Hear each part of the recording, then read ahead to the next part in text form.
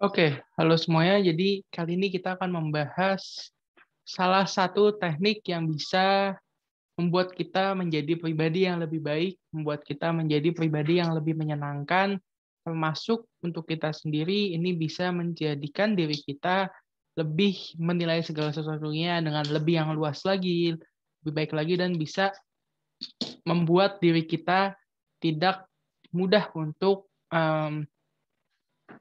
stres dan lain sebagainya. Ini disebut dengan teknik reframe atau reframing, atau di beberapa keahlian juga disebut sebagai polarisasi masalah dan lain sebagainya. Ada banyak yang membahas mengenai teori ini dan banyak sekali nomenklatur berbeda, tapi saya menyebutnya dengan istilah dalam NLP, dalam Neuro Linguistic Programming, yaitu reframe atau reframing. Jadi reframe atau reframing ini adalah sebuah tahapan sejatinya tujuannya adalah untuk mengurangi atau meminimalisir daripada permasalahan yang mungkin terjadi, permasalahan yang mungkin kita alami dalam kehidupan kita sebagai manusia tentunya. Jadi, apa sih itu reframe? Reframe sejatinya merupakan bisa dibilang salah satu teknik atau salah satu teori di mana ini merupakan teknik dan teori dalam keilmuan terapi atau khususnya terapi NLP. Beberapa juga disebutkan dalam hipnoterapi dan dalam hal-hal lainnya. Apa sih tujuan daripada reframe? Tujuannya untuk meminimalisir atau mengurangi stres. Jadi mengurangi perasaan tidak nyaman, mengurangi beban pikiran dan lain sebagainya yang timbul dari permasalahan-permasalahan yang mungkin ada dalam kehidupan kawan-kawan sekalian. Karena saya yakin dan percaya setiap manusia mungkin tidak bisa lepas dari adanya masalah. Kita semua pasti mengalami masalah, kita semua pasti pernah mengalami sebuah permasalahan. Tapi reframe di sini atau reframing di sini berfungsi untuk kita dapat melihat sisi yang baru, kita dapat melihat bingkai yang baru dari sebuah permasalahan untuk menekan stres kita, untuk membuat kita lebih rileks, lebih nyaman, dan meminimalisir daripada stres itu sendiri. Dalam reframe atau dalam kita mau melakukan reframing itu ada dua cara, ada dua syarat utama. Jadi syarat ini harus dipenuhi apabila kita ingin melakukan reframing.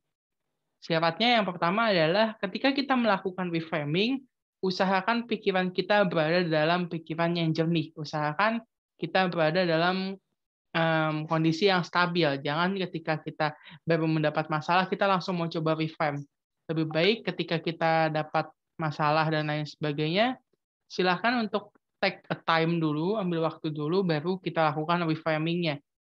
Karena apabila kita langsung melakukan reframing, seringkali yang terjadi adalah konsep reframing-nya gagal. Dan beberapa orang mengatakan bahwasanya kayaknya nggak cocok saya dengan reframing. Padahal dia melakukan reframe di saat pikirannya tidak jernih. Itu yang pertama. Yang kedua, ketika melakukan reframe, fokus sangat perlu. Fokus merupakan kunci utama ketika kita melakukan reframe.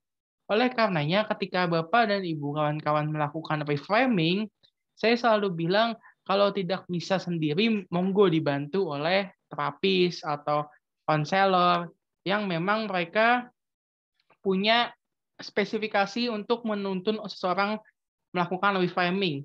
Atau kalau misalnya tidak ada di wilayah Bapak dan Ibu, bisa hubungi beberapa terapis konselor yang melayani secara daring. Saya juga termasuk salah satu yang melayani secara daring. Nah, kalau misalnya bisa sendiri ya tidak masalah, asal kita jaga fokusnya, jangan sampai fokus kita lari. Takutnya bukannya kita menyelesaikan permasalahan dengan konsep reframing, malah kita menambah masalah-masalah baru dalam tubuh kita atau dalam pikiran kita, seperti itu. Secara sederhana, reframe itu seperti ini. Ini adalah implementasi reframing dalam kehidupan. Apabila Bapak atau Ibu misalnya mendapatkan kritik dari atasan atau pernah ditegur oleh atasan. Nah, tentu kita pusing, tentu kita tidak nyaman, tentu kita protes, tentu kita merasa kok saya ditegur dan lain sebagainya. Tapi apabila kita bisa melakukan terapi reframe, kita bisa menyadarkan bahwasanya oh iya, kritik itu memang adalah kritik yang membangun dan membuat Bapak dan Ibu mendapatkan promosi. Mungkin ada yang berkata, "Oh, kalau teknik seperti ini mah gampang, nggak usah pakai terapi." Iya, walaupun beberapa orang mengatakannya ini mudah atau ini gampang, tapi nyatanya hingga saat ini tidak banyak orang yang bisa melakukan reframe ketika dia menghadapi suatu masalah. Ketika dia bermasalah atau ketika dia mempunyai problem dalam hidupnya. Masih jarang orang yang bisa melakukan reframe. Oleh karenanya, memang reframe perlu dilatih, dan nanti setelah dilatih, setelah terbiasa, Bapak dan Ibu tidak perlu lagi menggunakan terapis, tidak perlu lagi menggunakan sesi terapi, atau bahkan tidak perlu lagi mempraktekannya secara step by step, melainkan Bapak dan Ibu sudah langsung mengerti bagaimana reframe itu, sudah langsung bisa implementasinya, langsung sadar bahwasanya ketika ada masalah, oh ya ini. Kalau ada masalah, oh ya sisi yang ini. Dan lain sebagainya. Itu akan lebih mudah dan akan lebih berjalan sesuai irama ketika itu sudah berlanjut, sudah berjalan sebagaimana mestinya. Lantas, apa aja sih tahapan daripada reframe? Jadi kalau kita bicara mengenai reframe, tahapan yang pertama adalah tahapan kita menyadari. Ini tahapan yang menurut saya cukup sulit, karena tidak semua orang bisa menyadari apa yang terjadi pada tubuhnya. Jadi di tahapan menyadari ini kita harus sudah rileks, kita harus rileks dan fokus. Saya biasa menyarankan untuk duduk separuh berbaring atau di kursi santai. Kemudian kita sadari perasaan apa yang muncul dengan munculnya permasalahan tersebut. Pasti ketika kita menemui suatu hal, tidak usah masalah. Kita menemui suatu hal kebahagiaan, kita pasti ada perasaan tersendiri dalam hati kita. Nah, begitu pula ketika ini masalah muncul, perasaan apa yang meliputi daripada Bapak dan Ibu sekalian. Kemudian fokuskan pikiran. Fokuskan pikiran maksudnya apa? Fokuskan pikiran, cara paling gampang saya selalu bilang, ikuti irama nafas. Ikuti irama nafas, ikuti fokus daripada nafas dan denyut jantung. Jadi Bapak dan Ibu bisa pilih nafas atau yang denyut jantung. Mungkin di awal saya lebih sarankan nafas karena lebih mudah, kemudian bisa dilakukan lanjutannya dengan denyut jantung. Setelah itu, setelah kita sudah bisa mengikuti irama nafas atau irama jantung, itu kita sudah dapat dikatakan sedang dalam kondisi trance fokus. Dan ketika sudah fokus tersebut, silahkan tanyakan pada diri sendiri, apa sih yang bisa diambil dari hal tersebut? Pasti ada yang bisa diambil. Pelan-pelan, fokusnya harus dilatih, dan pertanyaan ini tidak wajib langsung dijawab. Mungkin dalam tahap pertama tidak terjawab, tidak apa, istirahat dulu, minum dulu, santai dulu, atau beraktivitas yang lain, kemudian tanya lagi, dan tanya lagi. Lakukan secara berulang reframing ini, sehingga nanti teman-teman akan mendapati jawabannya.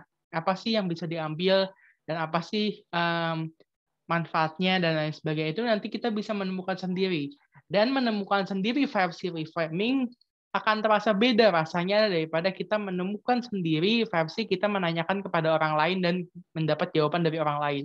Karena kalau kita dapat jawaban dari orang lain, biasanya kita kayak perasaan lu aja atau dan lain sebagainya. Melainkan kalau kita dapat jawaban dari diri kita sendiri, kita bertanya dengan konsep reframe, kita biasanya lebih bisa menerima jawaban itu karena jawaban itu adalah jawaban dari hati kita sendiri. Kunci utamanya adalah please Bapak dan Ibu jangan sampai memaksakan diri dalam melakukan reframing. Jadi pelan-pelan saja ikuti alur. Saya selalu sarankan 1 hari itu 2 kali, pagi atau malam. Jadi tujuannya itu di saat Bapak dan Ibu benar-benar sudah rileks atau sedang dalam kondisi yang rileks seperti itu. Oke, mungkin itu yang bisa saya sampaikan terkait reframe atau reframing. Semoga bisa membantu Bapak dan Ibu, semoga bermanfaat. Sampai jumpa dalam video-video selanjutnya.